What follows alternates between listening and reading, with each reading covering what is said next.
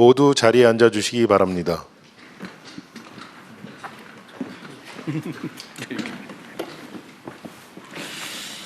제56회 국무회의입니다. 대통령께서 개선언과 함께 모두 말씀을 하시겠습니다. 제56회 국무회의를 시작하겠습니다.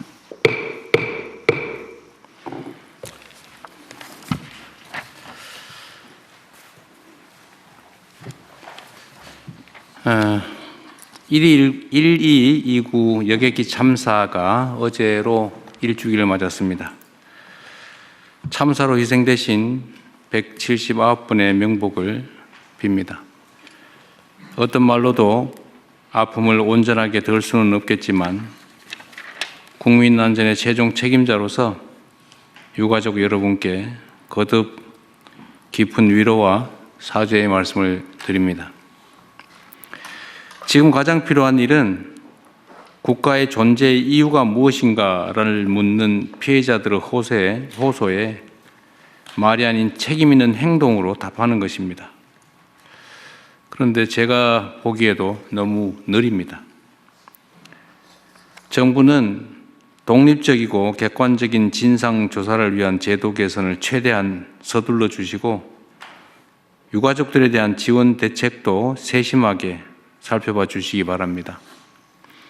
국가의 제1책무는 국민의 생명과 안전을 지키는 것입니다.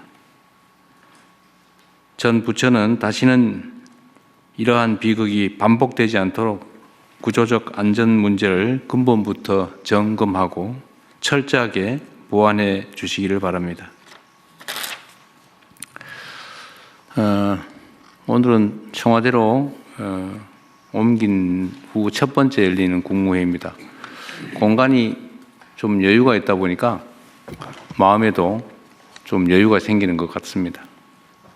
회의를 좀 더 길게 해도 괜찮을 것 같아요.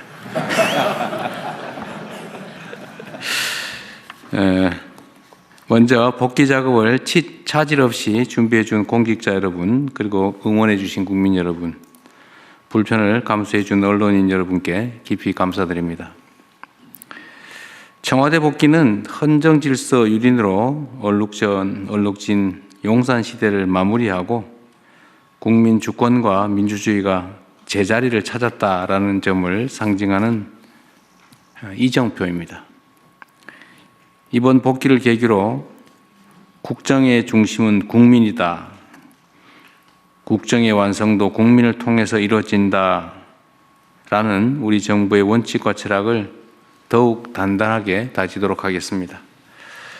이를 위해서 특히 중요한 것이 주권자 국민과의 적극적인 소통입니다. 앞으로도 국민의 뜻을 직접 경청하는 투명하고 책임 있는 국정을 통해 국민이 주인인 정부, 국민 모두를 위한 정부를 향해 나아가겠습니다. 다사다난이라는 말도 부족한 2025년이 저물어 갑니다. 올해 우리는 초유의 국가적 위기를 국민의 하나된 힘을 통해 이겨냈고 민생 경제 회복과 국가 정상화를 위한 소중한 디딤돌을 놓았습니다. 그 결과 올해 수출이 어제 기준으로 사상 최초인 7천억 달러를 돌파했고 외국인 투자 유치도 역대 최대 실적을 달성했다고 합니다. 모두가 일선에서 최선을 다해 주신 국민 여러분, 그리고 기업 여러분 덕분입니다. 다가오는 새해에는 이러한 대한국민의 위대한 저력을 바탕으로 국가 대도약과 모두를 위한 성장의 길로 힘차게 전진해 나가겠습니다.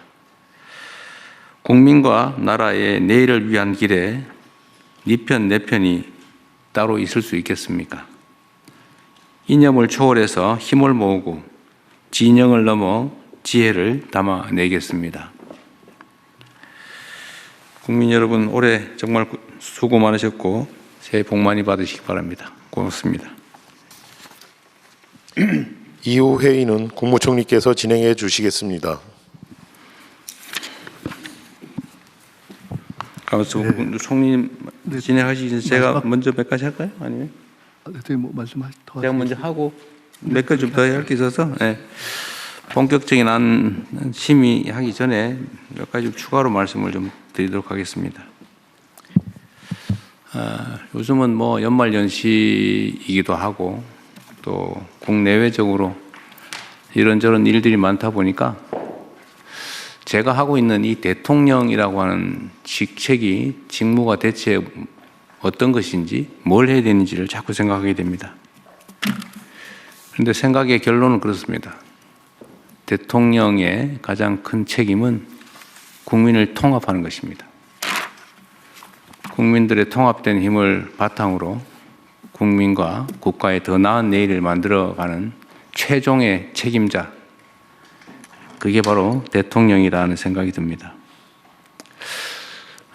세상에는 온갖 가지 일이 있는 것이고 다양한 사람들이 있습니다. 생각도 다양하고 입장도 다르고 지역도 다르고 많은 것들이 다른 사람들, 그런 사람들이 무려 5,200만이 모여 사는 게 대한민국 공동체입니다. 대통령은 공동체 전체를 책임지는 것입니다. 자주 말씀드리는 것처럼 우리가 대통령이 될 때까지는 특정한 세력을 대표하지만 대통령이 되는 순간에는 모두를 대표해야 합니다. 전쟁과 정치가 다른 이유가 바로 그것이죠. 전쟁은 점령해서 다 갖는 겁니다. 필요하면 다 제거할 수 있어요. 그게 전쟁이죠. 그런데 정치란 그러면 안 되는 거죠. 최종 권력을 갖게 되더라도 그 최종 권력을 쟁취하는 과정에 함께한 세력, 사람들만이 모든 것을 누리고 그 외에는 모두 배제하면 그건 정치가 아니라 전쟁이 되어버립니다. 원시적이죠. 우리 사회가 예를 들면 7가지 색깔을 가진 무지개와 같은 집단이라고 할 수 있겠습니다. 뭐 빨간 생각하는 사람, 파란 생각하는 사람, 노란 생각하는 사람, 보라 생각하는 사람, 흰 거 생각하는 사람, 까만 거 생각하는 사람, 온갖 사람들이 있지 않겠습니까? 그런데 가끔씩은 흰색 중심의 사회가 될 것이냐, 파란색 중심의 사회냐, 빨간색 중심의 사회가 될 것이냐를 가끔씩 선거를 통해서 그 구성원 전원의 의견을 들어서 결정하지 않습니까? 파란색을 좋아하는 사람들이 권한을 가졌다고 해서 그 사회를 통째로 다 파랗게 만들 수는 없는 거예요. 그렇게 만들면 안 되지 않습니까? 그럼 빨간색 어디 갑니까? 빨간색은 우리나라 공동체 사람의 자격을 상실하는 겁니까? 그렇지 않죠. 여전히 대한민국 국민이고 주권자 아닙니까? 다만 주도할 권한과 역할을 맡게 된 것이다라는 것이죠. 그래서 저는 이게 온갖 가지 방식의 언어들로 표현되는, 예를 들면 협친이, 포용이니 이런 말로 표현되지만 결국은 정치의 본질에 대해서 우리가 언제나 깊이 생각하고 결론은 집권자 또 집권 세력, 대통령 또 여러분 국무위원들의 역할은 결국 세상을 고루 편안하게 모두가 함께 잘 사는 세상을 만드는 거 아니겠습니까? 그게 민주주의죠.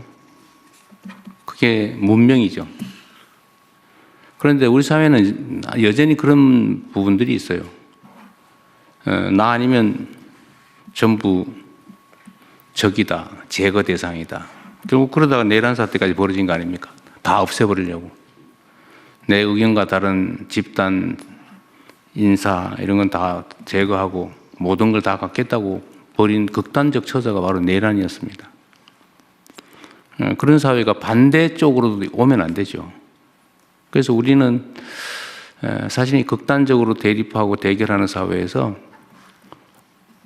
오히려 더 통합을 위해서 노력해야 됩니다. 정략적 수단이 아니고 우리가 다시 정말로 정상인 사회로 되돌아가려면 더 반대쪽의 노력을 많이 기울여야죠. 통합, 포용의 역할을 더 강하게, 더 크게, 더 지속적으로 해야 됩니다.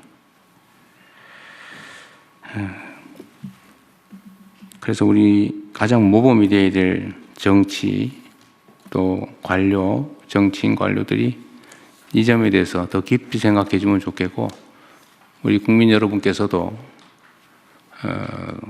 예를 들면 이번에 강요 지명이나 인사에 있어서 참으로 고려할 게 많다는 점을